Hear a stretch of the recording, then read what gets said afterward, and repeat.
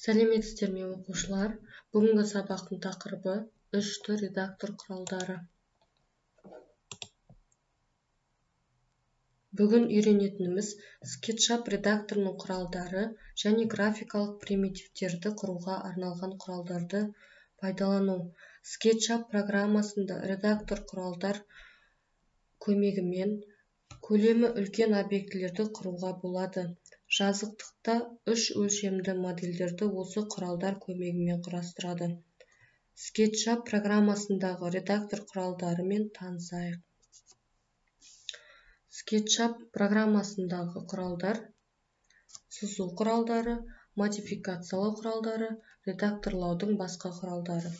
Сызу құралдарына төртбұрыш, яғни төртбұрышты объектілерді салуға арналған, одан кейінгі линия мен сызықтарды салуға арналған, одан кейін шеңбер мен дөңгелек заттарды объектілерді салуға арналған, одан кейін доғал объектілерді салуға арналған, одан кейін көпбұрышты заттарды объектілерді салуға арналған құрал, одан кейін сызық, карандаш, яғни сызықтарды сызуға арналған құрал.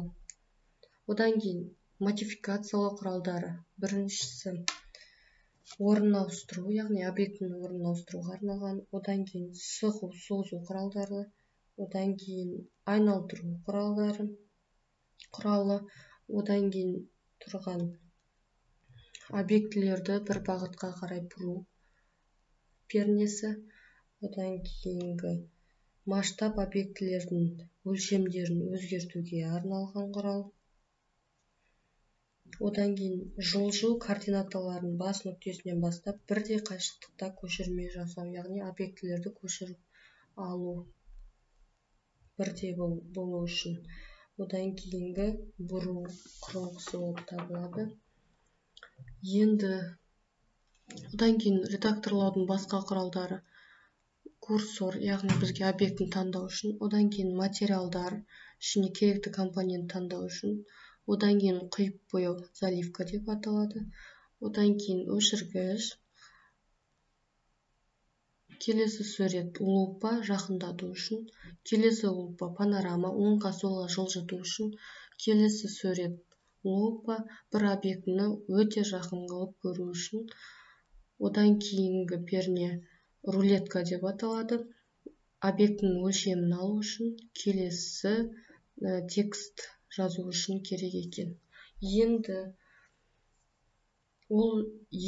осы құралдарды пайдаланып көрейік. Ол үшін біз программаны ашамыз, яғни терезе ашылғаннан кейін осы құралдарды көріп тұрмыз. Осы құралдарды пайдалану арқылы жаңа түсіндіріп кеткендей баспалдақ дайындаймыз, яғни жақындатып аламыз, одан кейін тік төртбұрыш құралын таңдаймыз, оны жазықтыққа сызамыз, одан кейін линия батырмасын таңдаймыз.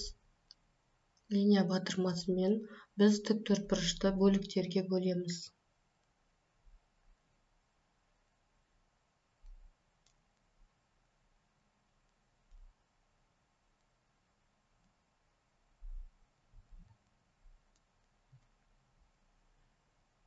Бөліктерге бөлгеннен кейін біз осы бөліктерді сатыға айналдырамыз. Ол үшін біз созу, сығу құралын таңдаймыз.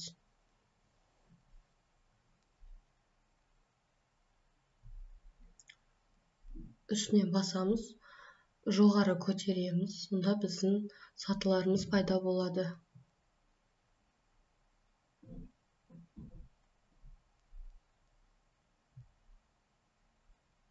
Өзімізге керекті деңгейге дейін созамыз.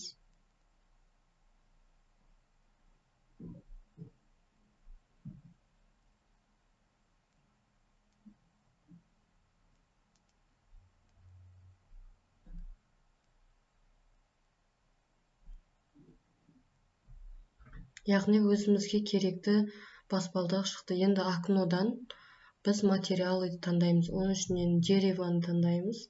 Соның ішіне керекті түстерді біз таңдап алып, қабырғаларын бояймыз. Бірінші қабырғасын бояймыз.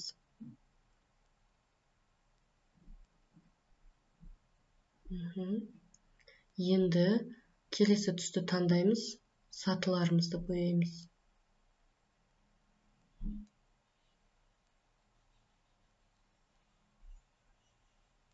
Сатыларымызды бояймыз.